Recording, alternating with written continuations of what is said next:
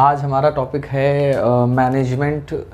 और कॉमर्स में management chapter को एक्सप्लेन करने में बहुत सी दिक्कतें आती हैं बच्चों को। आज मैं कुछ उसके बारे में ही बताना चाहूँगा कि मैनेजमेंट का मतलब क्या है और what is the definition exactly we can explain in or according to the books language in very short what are the characteristics. तो हमारे टॉपिक के आज मेन जो मेरी वीडियो के जो टॉपिक होंगे वो हैं मैनेजमेंट का मीनिंग, उसके बाद उसके फीचर्स और उसके बाद उसके ऑब्जेक्टिव्स।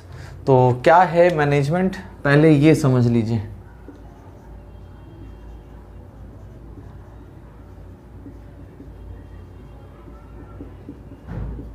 तो मैनेजमेंट को ही मैं थोड़ा सा ब्रेक कर देता हूँ। Management means manage man T. अगर इस डेफिनेशन को हम सम करेंगे तो वो बन जाती है मैनेजमेंट। मतलब आप समझ रहे होंगे all the things which is managed by the man with the help of techniques. जो भी टेक्निक्स हों, टेक्नोलॉजीज़ हों या उसके खुद के टैक्टिक्स और उसकी खुद की स्किल हो। तो मैनेजमेंट का मीनिंग तो समझ में आ गया होगा कि किसी भी तरह से किसी भी चीज़ को अपनी खुद की पोटेंशियल से, अपनी खुद की स्किल से या फिर सिस्टमेटाइज्ड इंफॉर्मेशन के अकॉर्डिंग मैनेज करना और उससे बेस्ट आउटपुट निकाल के रखना, दैट इज़ कॉल्ड मैनेजमेंट। अब हम आते हैं मैनेजमेंट की कैरेक्टरिस्टिक्स में, यानी कि फीचर्स ऑफ मैनेजमेंट। तो फीचर्स में मैं एक वर्ड लिख रहा हूँ, याद रखेंगे तो आपको हेडिंग्स याद रहेंगी। सबको बहुत आराम से पता होगा कि इसका मतलब क्या होता है। म्यूज़िक, सभी जानते हैं what is music, but management में म्यूज़िक का मतलब कुछ अलग है। यहाँ पर एम जो है वो स्टैंड करेगा आपका multi disciplinary. Multidisciplinary, then U stand for universal, S stand for social process, C stand for I stand for intangible। और आई का एक और पॉइंट है, आप चाहे तो लिख सकते हैं। आई खैर 5 पॉइंट्स का ही हमारे लिए इम्पोर्टेंस है, बाकी आप अपने लिए एक अलग से हेडिंग याद रखे थे, क्योंकि मैक्सिमम 5 नंबर का ही क्वेश्चन हमारे कॉमर्स के पेपर में आता है 12th क्लास में, बोर्ड में। सी स्टैंड फॉर, अभी के पैटर्न में यही है, this is creative process. Management is intangible, management is creative, management is social process, it is universal and multidisciplinary। तो मल्टीडिसिप्लिनरी में क्या की पॉइंट होगा वो मैं आपको अभी बता दे रहा हूँ। हमारे पास कुछ नोट्स हैं, उसके अकॉर्डिंग या उसकी मदद लेकर के मैं आपको उसको एक्सप्लेन कर रहा हूँ और बाकी उन्हीं को ही मैं बता भी दूँगा। तो मल्टीडिसिप्लिनरी में बताया गया knowledge drawn to secure desired result. Multidisciplinary that is knowledge drawn to secure desired result। मतलब ऑर्गेनाइजेशन के जो भी हमारे रिजल्ट्स हैं उसको, या रिजल्ट क्या डिज़ायर गोल्स हैं, उनको अचीव करने के लिए हमें डिसिप्लिन में होना बहुत ज़रूरी है और ये मैनेजमेंट का बहुत बड़ा कैरेक्टरिस्टिक्स है। फिर आ जाते हैं universal. Universal that means required in all kind of organization, चाहे वो बड़ी ऑर्गेनाइजेशन हो, चाहे वो छोटी ऑर्गेनाइजेशन हो, चाहे वो बिजनेस ऑर्गेनाइजेशन हो या फिर वो नॉन बिजनेस ऑर्गेनाइजेशन। सब में मैनेजमेंट होगा ही होगा। ठीक है, ये मैनेजमेंट का फीचर है कि मैनेजमेंट इज़ एवरीवेयर। अगर आप बात करें घर के अंदर एक हाउस होल्ड वाइफ की, तो वो भी घर को मैनेज कर रही है अपने तरीक़ों से। अगर हम बात करें कि स्कूल की, तो स्कूल में प्रिंसिपल मैनेजमेंट के लिए होती है या उसके ऊपर बोर्ड ऑफ डायरेक्टर्स मैनेजमेंट के लिए होते हैं। अगर हम हमारे सिस्टम की बात करें, गवर्नमेंट की बात करें, तो गवर्नमेंट में भी मैनेजमेंट होता है। कहीं ना कोई डिपार्टमेंट होते हैं जो सारी एक्टिविटीज़ को मैनेज करने के लिए लगे होते हैं। ये मैं बता रहा हूँ इसलिए क्योंकि management is a universal process. Next point यहाँ पर है social process. Social process that means getting things done through others. That means यहाँ बताया गया है कि मैनेजमेंट के अंदर ज़रूरी नहीं कि आप सब कुछ कर लो या आप बहुत बड़े भगवान हो कि सब कुछ आप ही कर सकते हो। आपके अंदर वो टेक्निक्स होनी चाहिए कि आप लोगों से काम निकलवा करके, उनसे काम लेकर के, आउटपुट लेकर के अपनी ऑर्गेनाइजेशन की प्रॉस्पेरिटी को डिसाइड कर सकें। तो ये मैनेजमेंट में एक सोशल प्रोसेस है जिसमें मैनेजमेंट या किसी भी ऑर्गेनाइजेशन में एम्प्लॉयमेंट क्रिएट होती है और एम्प्लॉयमेंट क्रिएट करके कहीं ना कहीं सोसाइटी को ये कंट्रीब्यूशन मिलता है कि सोसाइटी में जो आपके ह्यूमन बींग्स हैं या वेल बींग्स हैं उनका स्टेटस या उनका लिविंग स्टैंडर्ड इम्प्रूव होता है। खैर, next point, it is intangible process. अगर हम इंटेंजिबल वर्ड की बात करें तो ये इनविजिबल फोर्स है। यहाँ पर लिख सकते हैं इनविजिबल फोर्स। ये की पॉइंट है इसका कि मैनेजमेंट जो है वो इनविजिबल इन नेचर है। किसी की क्वालिटीज़ को या किसी चीज़ प्रॉब्लम को सॉल्व करने के तरीके को कोई समझ नहीं सकता। कोई होता है भाई दिखा के पैनिक हो जाता है चीज़ों को देख करके, कोई होता है हाँ ठीक है कूल है, अभी हम समझते हैं चीज़ों को, समझ लें, उसके बाद फिर इसका एक बढ़िया सा एक सोल्यूशन निकाल के देंगे। तो management is a invisible force. किसी चीज़ को या किसी भी टास्क को मैनेज करने के लिए आप कितने ज़्यादा कूल हैं और कितने ज़्यादा इफ़ेक्टिव और एनर्जेटिक हैं, वो आपके मैनेजमेंट में एक्सप्लेन किया जाता है in this intangible force. Last is a creative force. Management is a creative in nature. अगर इस pॉइंट की हम बात करें तो इसमें लिखा हुआ है it activates resources and make them productive. It activates resources and make them useful. कभी कभी ऐसा होता है कि ऑर्गेनाइजेशन में कुछ लोग ऐसे ही पड़े हुए हैं का मतलब है कि हैं, उनके अंदर क्वालिटीज़ हैं, लेकिन उनका जो टॉप एग्जीक्यूटिव है वो पहचान नहीं पा रहा है। तो ऐसे मैनेजमेंट को फेलियर मैनेजमेंट कहा जाता है। लेकिन अगर मैनेजमेंट में टॉप में बैठा हुआ इंसान एक एम्प्लॉय की प्रोडक्टिव रिसोर्सेज को या एक एम्प्लॉय की एसेंशियल्स या उनकी क्वालिटीज़ को जानता है और उनको वो आउटपुट में कन्वर्ट कर रहा है, तो that is called creative process of management. इसमें ये कहा गया है कि मैनेजमेंट में जो हमारे ग्रुप होते हैं, ग्रुप का मतलब डायरेक्टर, सुपरवाइज़र, मैनेजर्स या हमारे जो भी हमारे टॉप अथॉरिटीज़ हैं, उनके अंदर ये क्वालिटी होनी चाहिए। कौन सी? क्रिएटिविटी वाली। और क्रिएटिविटी केवल उन्हीं के अंदर नहीं होनी चाहिए। आज के समय में हर किसी को क्रिएटिव होना पड़ता है और पढ़ना पड़ेगा भी, क्योंकि हम वर्चुअल टाइम में चल रहे हैं, डिस्टेंस लर्निंग में चल रहे हैं, तो हमें क्रिएटिव होना पड़ेगा, खुद भी सीखना पड़ेगा, खुद भी समझना पड़ेगा। तो ये था हमारे फीचर्स के part, that is music, multi disciplinary, universal, social, intangible and creative. अब आ जाते हैं इसके कैरेक्टरिस्टिक्स के बाद आपके ऑब्जेक्टिव। 5 नंबर में पूछा जाने वाला क्वेश्चन है ये, ऑब्जेक्टिव्स ऑफ मैनेजमेंट। ठीक, अब अगर ऑब्जेक्टिव्स में बात करें तो इसमें मैंने जो एक वर्ड बना रखा है दैट इज़ कॉल्ड प्राइड। सभी जानते होंगे प्राइड का मतलब क्या होता है? ऑनर। ठीक, किसी को किसी चीज़ का ऑनर मिलना। प्राइड में पी क्या स्टैंड कर रहा है? That is stand for profitability. ठीक, प्रॉफिटेबिलिटी का मतलब हो गया कि किसी भी मैनेजमेंट में या किसी भी बिजनेस, हम क्योंकि कॉमर्स पढ़ रहे हैं और कॉमर्स में बिजनेस वर्ड का बहुत यूज़ होता है, और बिजनेस में मैनेजमेंट इसीलिए किया जाता है कि हम अपने ऑर्गेनाइजेशन में प्रॉफिट मैक्सिमाइज कर सकें। तो मैनेजमेंट इस तरीके का होना चाहिए ऑर्गेनाइजेशन में। मैनेजमेंट का ऑब्जेक्टिव ऐसा होना चाहिए कि वो ऑर्गेनाइजेशन में प्रॉफिट को मैक्सिमाइज कर सके। सबसे पहला ऑब्जेक्टिव किसी ऑर्गेनाइजेशन का यही है। इसमें की पॉइंट हम लिख सकते हैं, efforts done to maximize the profit. Next point है आपका R. R stand for rightful decision making.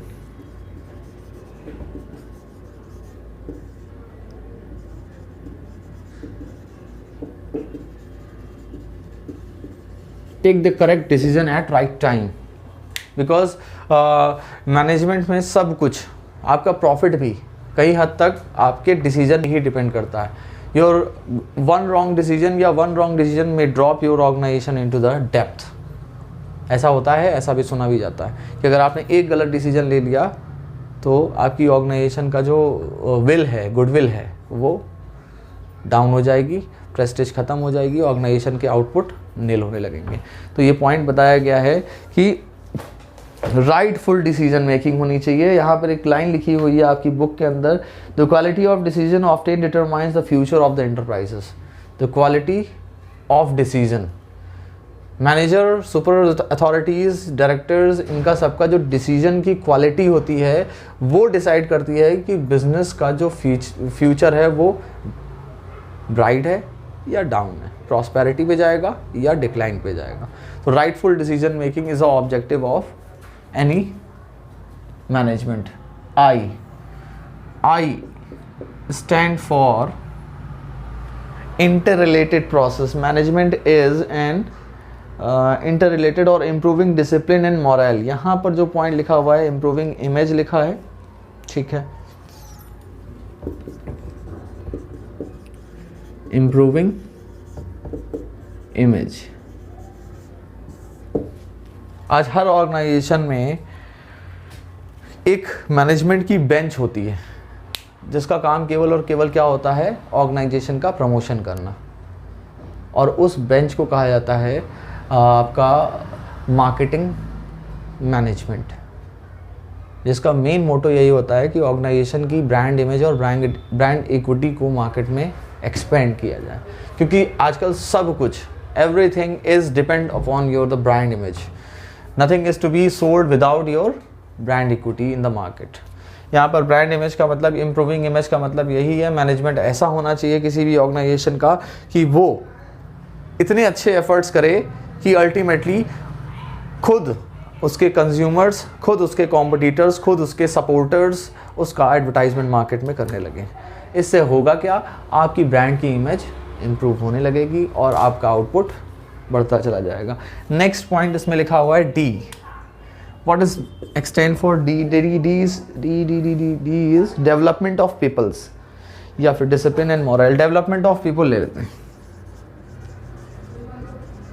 Development of people. Development of people, इस ऑब्जेक्टिव में मैनेजमेंट का काम है कि अपने जितने भी उसके ह्यूमन रिसोर्सेज हैं या उनसे रिलेटेड जितने भी हमारे वर्कर्स हैं, एम्प्लॉयज़ हैं, उनका डेवलपमेंट करना। मैनेजमेंट का ऑब्जेक्टिव ये भी होना चाहिए कि अपनी ग्रोथ के साथ साथ अपनी जो एम्प्लॉय फील्ड है उसको भी समय समय पर बोनस, समय समय पर अलग तरह की ट्रेनिंग्स देना, उनके अंदर एक प्लेटफॉर्म तैयार करना कि वो आगे अपने आप को डेवलप कर सकें। इसमें एक की पॉइंट यहाँ पे लिखा हुआ है, people are more important than things. Management should mobilize the best talent. ये लाइन लिखी हुई है, people are more important than things. मतलब ये जो इंटेंजिबल थिंग्स हैं उनसे ज़्यादा इंपॉर्टेंट आज के समय में ह्यूमन लाइफ है या हमारे खुद के एम्प्लॉयज़ हैं। एक बहुत बड़ी लाइन भी है कि money is not important than the asset of employees. किसी भी ऑर्गेनाइजेशन में उसकी एम्प्लॉय एसेट ज़्यादा इंपॉर्टेंट है as compare to the money. तो यहाँ पर बताया गया डेवलपमेंट ऑफ पीपल और development of employees is more important than the earn money from the market. ठीक, फिर next point development of people के बाद है आपका E. E stand for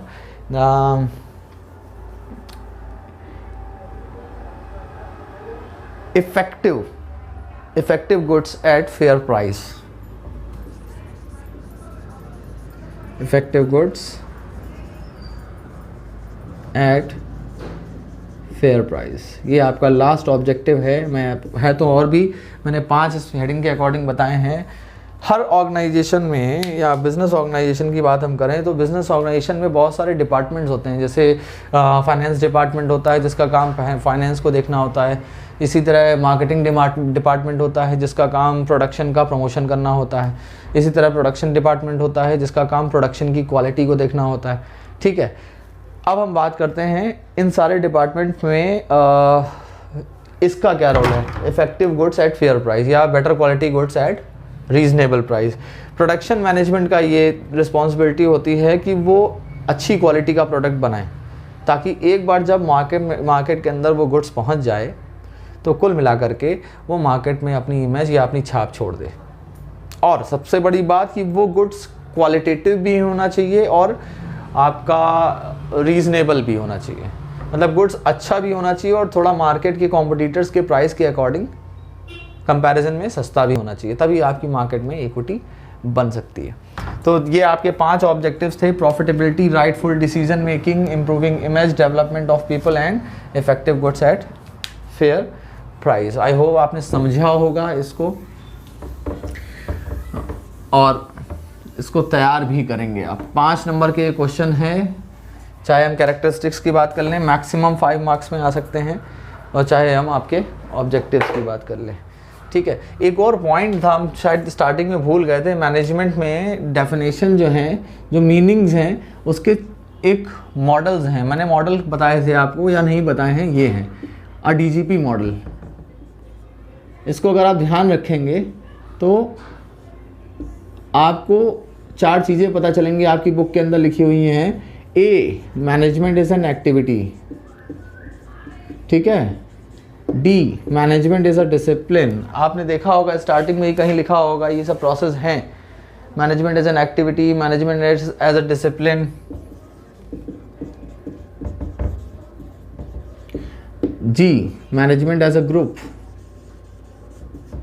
and P stand for management as a process. ठीक है, activity में आप वाला पॉइंट लिख सकते हैं, getting things done through other. ठीक। डिसिप्लिन में मैंने एक की पॉइंट आपका लिखा था, that is systematized and specialized body of knowledge. Systematized and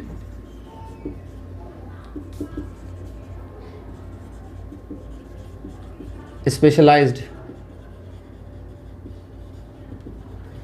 body of knowledge, जिसे हम साइंस एंड आर्ट भी कहते हैं। Science and art, systematize that is science, specialize that is art. Systematize मतलब रूल्स और रेगुलेशन के अकॉर्डिंग चलने वाला, और स्पेशलाइज्ड मतलब आपकी प्रोफेशनल या पर्सनल स्किल्स। ग्रुप की अगर हम बात करें, a team of people belongs to business. हर वो पर्सन जो हमारे बिजनेस को बिलोंग करता है, चाहे वो डायरेक्टर हो, चाहे वो टॉप अथॉरिटीज़ मैनेजर्स हों, चाहे वो सुपरवाइज़र हों, चाहे सुपरिटेंडेंट हो, चाहे वो एम्प्लॉय हों, चाहे वो लेबर्स हों, वो सारे ही हमारे मैनेजमेंट के पार्ट माने जाते हैं, इस एक्टिविटी में एक्सप्लेन किए जाते हैं। फिर management as a process, a series of actions, इसमें लिख सकते हैं series of actions like planning is management, organizing is management, staffing, ऐसे बहुत कुछ है। स्टाफिंग है, प्लानिंग, ऑर्गेनाइजिंग, स्टाफिंग, डायरेक्टिंग, पहले फिर डायरेक्टिंग है, और भी आगे पॉइंट्स हैं, वो आगे मैनेजमेंट में बताए जाएंगे। Planning, organizing, staffing, directing, controlling, budgeting, बहुत सी चीज़ें हैं जो आपके मैनेजमेंट में हैं। तो management is a process of series of actions to fulfil the pre decided aim of the organization. Management की मीनिंग हो गई, कैरेक्टरिस्टिक्स हो गए, और मैनेजमेंट के ऑब्जेक्टिव्स हो गए। ये तीनों अगर मिला लिए जाएं तो आपका लगभग 5 नंबर कहीं ना कहीं इनमें से कुछ ना कुछ स्ट्राइक ज़रूर करेगा। अगर आप इसको अच्छे से पढ़ेंगे, याद करेंगे, समझेंगे, तो आप 5 नंबर 10 नंबर इससे भी स्कोर कर सकते हैं। Thank you.